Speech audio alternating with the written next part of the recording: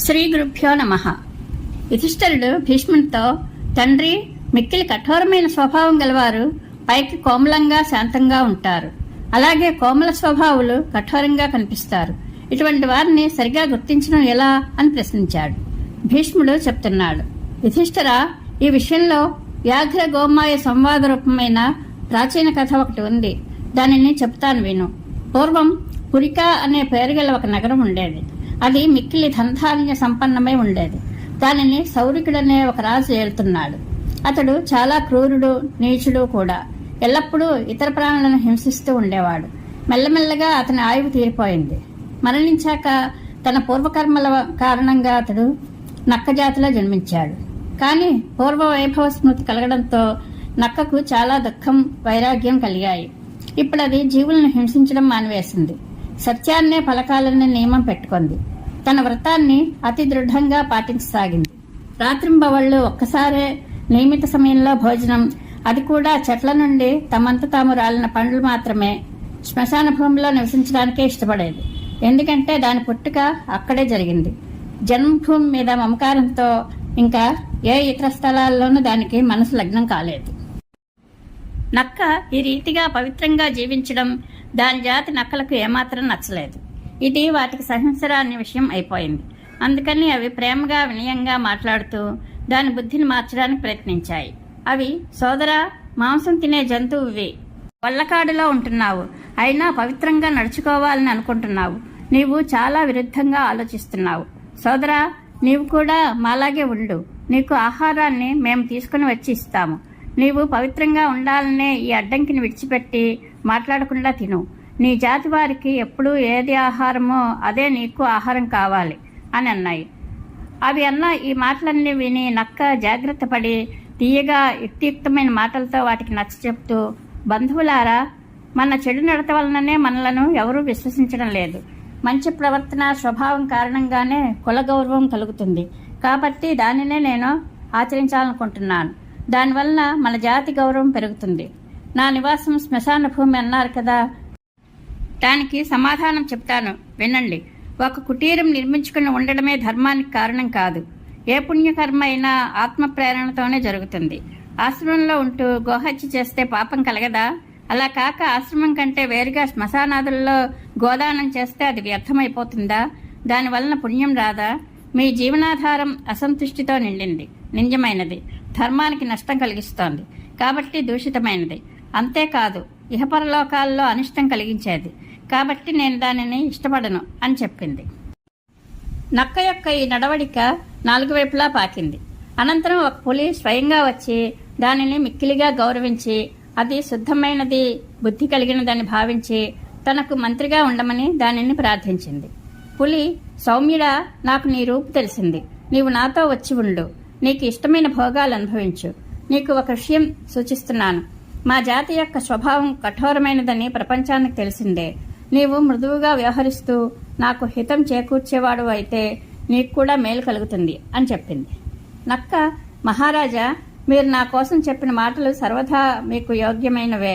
అంతేకాక మీరు ధర్మార్థ సాధనలలో నిపుణులైన పరిశుద్ధ స్వభావం గల సహాయకుని కోసం వెతకడం కూడా ఉచితంగానే ఉంది.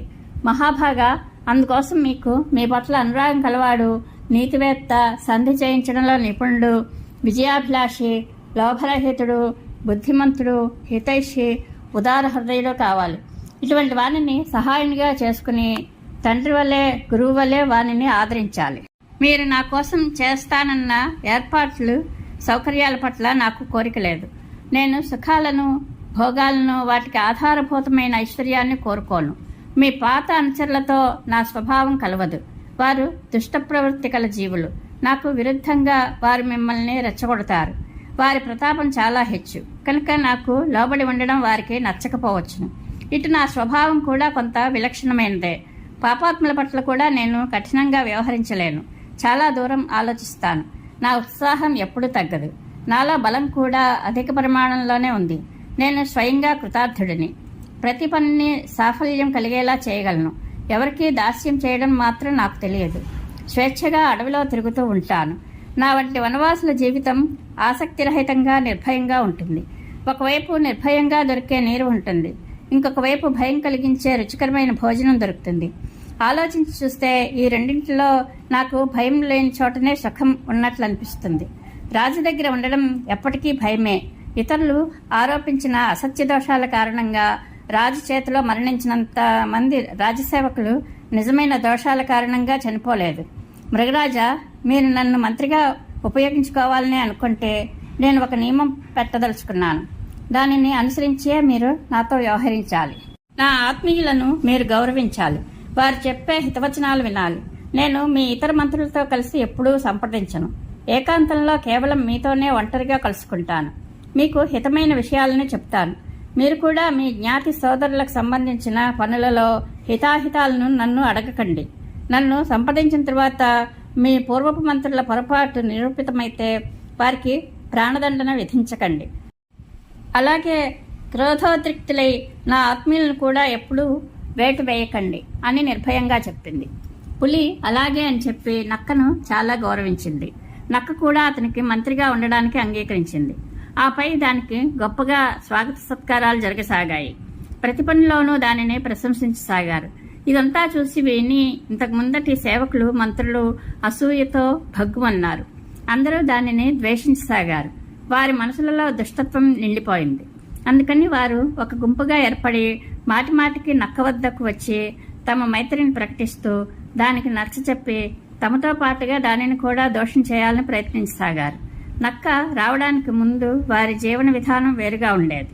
ఇతరుల వస్తువులను లాగివేసుకుని స్వయంగా దానిని అనుభవిస్తూ ఉండేవారు. కానీ ఇప్పుడు వారి పప్పు ఉడకడం లేదు. వారు ఎవరి సొత్తును తీసుకోలేకపోతున్నారు. ఎందుకంటే నక్క వారిపై మిక్కిలి గట్టి నిఘా ఉంచింది. వారు నక్క కూడా దిగజారాలని కోరుకుంటున్నారు. అందుకని రకరకాల మాటలలో దానిని ముంచెత్తుతూ ఎంతో ధనాన్ని ఇవ్వచూపుతున్నారు. కానీ నక్క మిక్కిలి తెలివైనది. అది వారి ఉచ్చులో పడలేదు, ధైర్యం కోల్పోలేదు. అప్పుడు ఆ సేవకులు ఆ నక్కను నాశనం చేయాలని కంకణం కట్టుకుని అందరూ కలిసి ప్రయత్నించసాగారు. ఒక రోజున వారు పులి తినడానికి ఉంచిన మాంసాన్ని దొంగిలించి నక్క యొక్క బిలంలో ఉంచారు.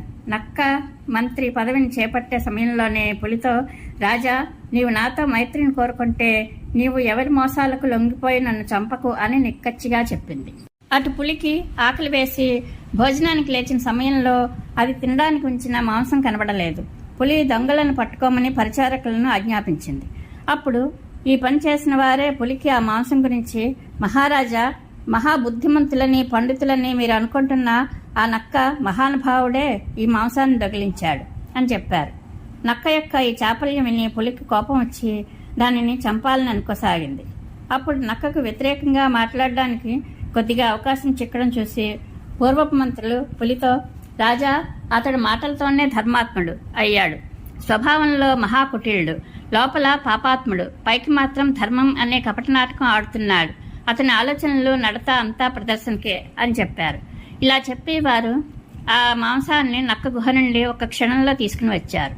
పులి వారి మాటలు విని నక్కయ్య మాంసాన్ని దొంగిలించిందని నిశ్చయించుకుని దానిని చంపడానికి ఆజ్ఞ ఇచ్చింది. పులి యొక్క తల్లికి ఈ సంగతి తెలియగానే అది తన కొడుకుకు హితవచనాలు చెప్పి నచ్చజెప్పడానికి వచ్చింది. అది, నాయనా, ఇందులో ఏదో కుట్ర ఉందని అనిపిస్తోంది. నీవు వీరిని విశ్వసించకు. పనిలో పోటీ ఏర్పడడం వలన మనసులో పాపాలోచనలు కలిగిన వారు నిర్దోషులనే దోషులుగా చేస్తారు. ఎవరైనా తమ కంటే ఉచ్చ స్థితిలో ఉంటే చూసి తరచుగా లోకులకు ఈర్ష్య కలుగుతూ ఉంటుంది. వారు వారి ఔన్నత్యాన్ని సహించలేరు. ఎంత పరిశుద్ధులైనా సరే వారి మీద కూడా దోషం ఆరోపిస్తారు. లోకులు పరిశుద్ధ స్వభావం కలవారిని, సోమరులు తపస్విజనులను ద్వేషిస్తారు. అలాగే మూర్ఖులు పండితులను, దరిద్రులు ధనికులను, పాపులు ధర్మాత్ములను, కురూపులు అందమైన వారిని చూసి అసూయపడతారు. బుద్ధికి బృహస్పతులైన నిర్దోషులపై కూడా దోషాలను ఆపాదించగల అవివేకులు, లోపులు, కపటులు పండితులలో సైతం ఉంటారు. ఒకవైపు ఇంటిలో నిర్మానుష్యంగా ఉన్న సమయంలో నీ మాంసం దొంగిలించబడింది. ఇంకొక వైపు ఇచ్చిన మాంసం ముట్టని వాడు. ఈ రెండు అంశాలను బాగా ఆలోచించు. లోకంలో ఎంతో మంది అసభ్యులు సభ్యులుగాను, సభ్యులు అసభ్యులుగాను కనిపిస్తారు. ఈ రీతిగా వారిలో అనేక భావాలు దృష్టిగోచరమవుతూ ఉంటాయి. కాబట్టి వారిని పరీక్షించడమే ఉచితం.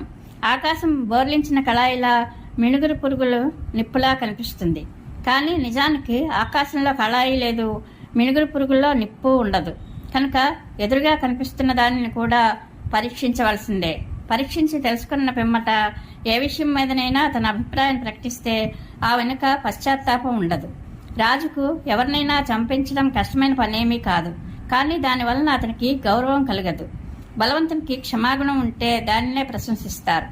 దానివల్ల అతని కీర్తి పెరుగుతుంది. నాయనా, ఆలోచించు. నీవే స్వయంగా మంత్రిని చేశావు నక్కని. నీ సామర్థ్యాలలో కూడా దాని ఖ్యాతి పెరిగింది. ఇటువంటి యోగ్యుడైన మంత్రి ఎంతో కష్టపడితే గాని దొరకడు. అతడు నీకు మిక్కిలి హితైషి కనుక నీవు అతనిని రక్షించాలి.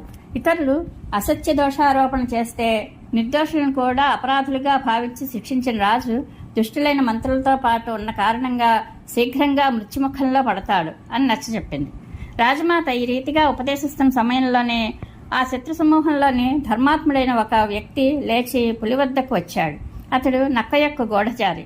ఈ కపట వ్యవహారం అంతా ఎలా జరిగిందో ఆ బండారాన్ని బట్టబయలు చేశాడు. దాంతో పులికి నక్క యొక్క సత్ప్రవర్తన తెలిసి వచ్చింది. అతడు మంత్రిని సత్కరించి అతనిని ఈ అభియోగం నుండి తప్పించాడు. అత్యంత స్నేహభావంతో అతనిని పదే పదే కౌగిలించుకున్నాడు. నక్క నీతిశాస్త్ర కోవిదుడు. అతడు పులి ఆజ్ఞ శిరసావహించి ఉపవాసంతో ప్రాణత్యాగం చేద్దామనుకున్నాడు. పులి అతనిని వారించి చక్కగా సత్కరించాడు. అప్పుడు స్నేహవశాన అతని మనసు వికలం అయింది. యజమాని అవస్థను చూసి నక్కకు కూడా కంఠం రుద్ధమైంది. అతడు అతనికి నమస్కరించి గద్గద కంఠంతో, రాజా, నీవు ఇంతకు ముందు నన్ను గౌరవించావు, ఆ తరువాత అవమానించావు, శత్రుస్థితిని కల్పించావు. ఇక నేను నీ వద్ద ఉండతగను. పదవి నుండి తొలగింపబడినవాడు, గౌరవస్థానం నుండి దిగజార్చబడినవాడు, సర్వస్వం అపహరింపబడినవాడు, దుర్బలుడు, లోభి, క్రోధి, పిరికివాడు, మోసగింపబడినవాడు, ధనం దొంగిలింపబడినవాడు, బాధింపబడినవాడు, ఇటువంటి సేవకులు శత్రువుల పనులను నెరవేరుస్తారు. మీరు పరీక్షించి యోగ్యుడనని తలచి నాకు మంత్రి పదవిని ఇచ్చారు. ఆపై మీరు చేసిన వాగ్దానానికి భంగం కలిగించి నన్ను అవమానించారు. ఇటువంటి దశలో మీకు ఇప్పుడు నా మీద విశ్వాసం లేక ఉద్వేగపడుతున్నాను. మీరు నన్ను సందేహిస్తారు. నేను ఎప్పుడూ మీకు భయపడుతూ ఉంటాను. ఇటు ఇతరుల దోషాలు వెతికే మీ భృత్యగణం ఉండనే ఉన్నారు. వారికి నా మీద ఏమాత్రం స్నేహం లేదు. వారిని సంతుష్టులుగా చేయడం నాకు చాలా కష్టం. ప్రేమబంధం ఒకసారి తెగిపోతే అతకడం కష్టం. అతుకుపడి ఉంటే అతి కష్టం మీద తెగుతుంది. కానీ పదే పదే తెగుతూ అతుకుపడుతూ ఉంటే అందులో స్నేహం ఉండదు. రాజుల చిత్తం చంచలమైనది. మిక్కిలి యోగ్యులైన వారిని గుర్తించడం వారికి చాలా కష్టం. అన్ని విధాలా సమర్థుడైన వాడు, ఎవరినీ సందేహించని వాడు 100 మందిలో ఒక్కడే దొరుకుతాడు అని అన్నాడు. ఈ రీతిగా ధర్మార్థ కామయుక్తమైన యుక్తియుక్తమైన ఓదార్పుతో కూడిన మాటలను చెప్పి నక్క పులిని ప్రసన్నం చేసి తాను అడవిలోకి వెళ్ళిపోయింది. అది చాలా తెలివైనది కాబట్టి పులి యొక్క అనునయ వినయ వాక్యాలను అంగీకరించక మరణించే వరకు నిరాహారంగా ఉండాలనే వ్రతం స్వీకరించి ఒకచోట కూర్చుని చివరికి శరీరం విడిచి స్వర్గానికి చేరింది అని వ్యాఘ్రగోమాయు సంవాద రూపమైన ఈ ప్రాచీన కథను భీష్మ పితామహుడు ధర్మరాజుకు చెప్పాడు. ఈ కథ మహాభారతంలో శాంతి పర్వంలోనిది. పరమేశ్వరానుగ్రహ ప్రాప్తిరస్తు. శుభం భూయాత్.